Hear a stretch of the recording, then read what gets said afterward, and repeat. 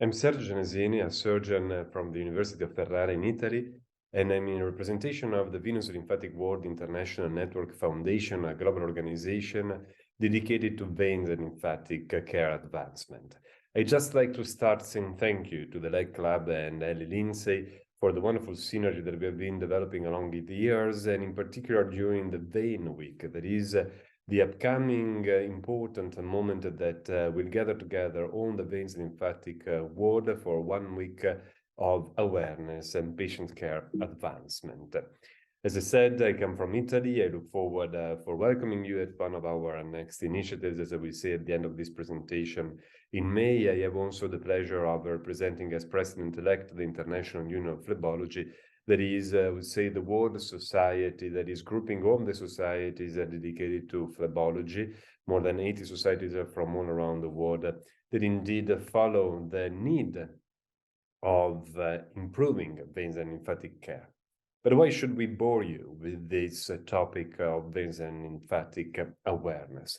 Well, in reality, because it's like flipping a coin. We have more than 50% of chances of having to deal with it whoever we are, as a patient or as public in general. We are used to say it's the natural price we pay for the evolution from quadrupeds to bipeds because we are overwhelmed by the force of gravity.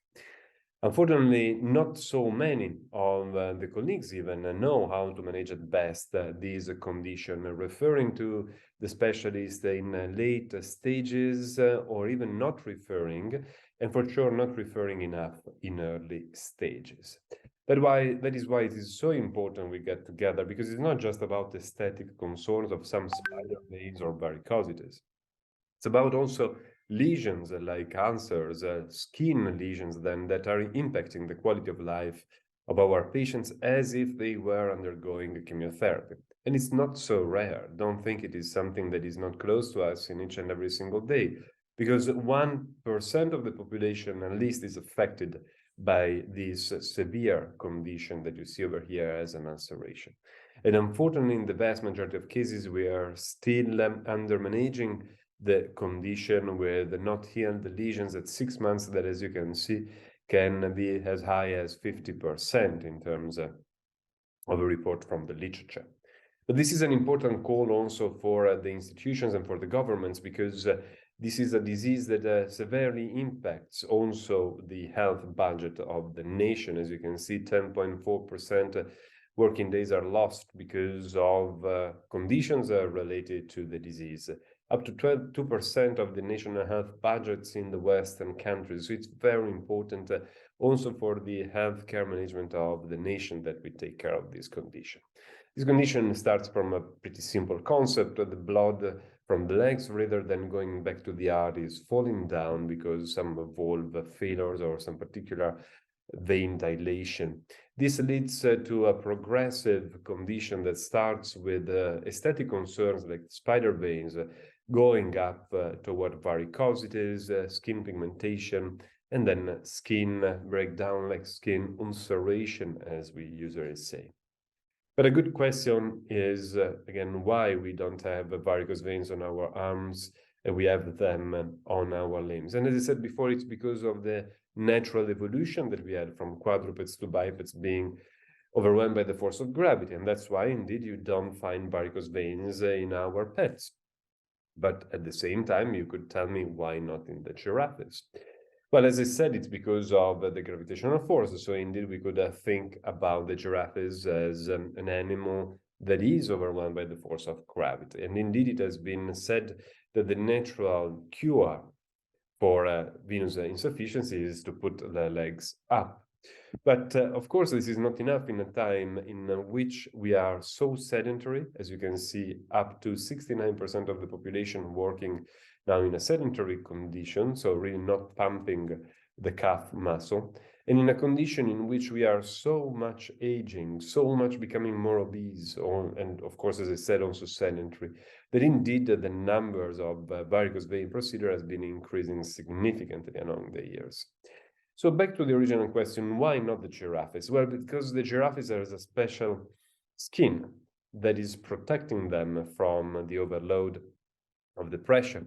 And that's why we use compression stockings that must be certified stockings, not whatever stocking. It's like a drug. It must be prescribed by somebody who knows what kind of stockings, what kind of dose of compression, what kind of measure you really want to have, so that in that way you can have the proper benefit.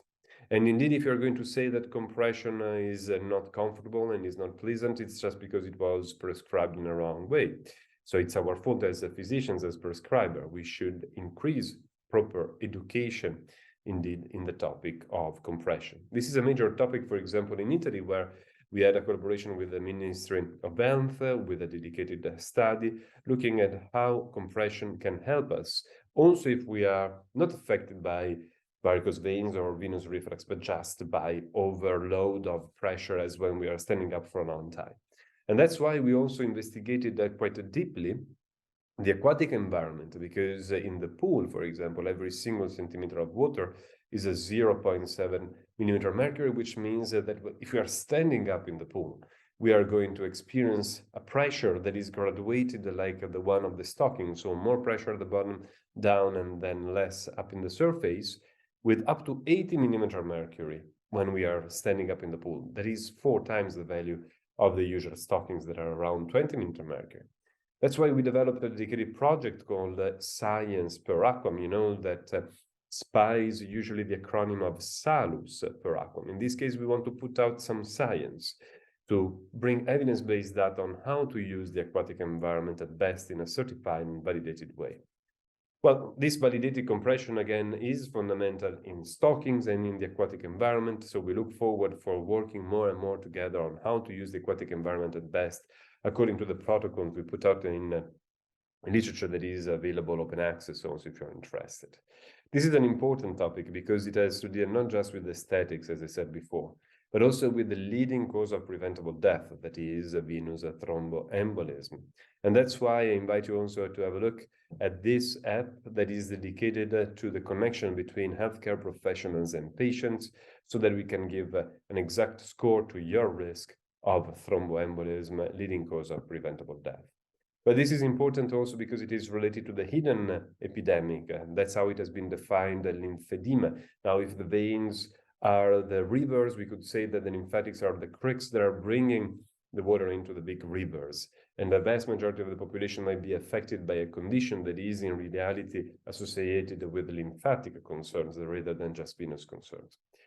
Another very important topic in terms of gender equality I'd like to bring your attention to when we're talking about veins and lymphatics is pelvic venous disorders.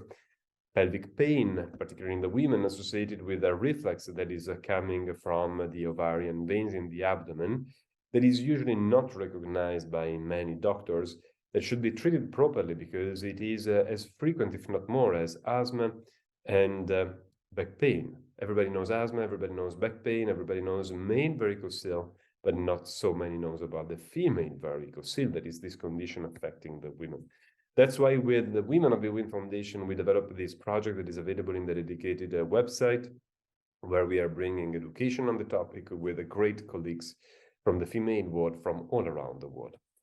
I have the pleasure then of introducing the vWIN, Venous and Lymphatic Ward International Network Foundation, that is this global organization at your disposal to do research, education, humanitarian projects, and social activities that are increasing the awareness of the population on venous and lymphatic topics, protecting them from fake news that, according to the literature, have been reported in more than 40% of the medical websites, shared more than 450,000 times. So that's why during the Universal Expo in Dubai, during the World Fair last year, we published this important 100 pages document for the healthcare professionals and this booklet for patients.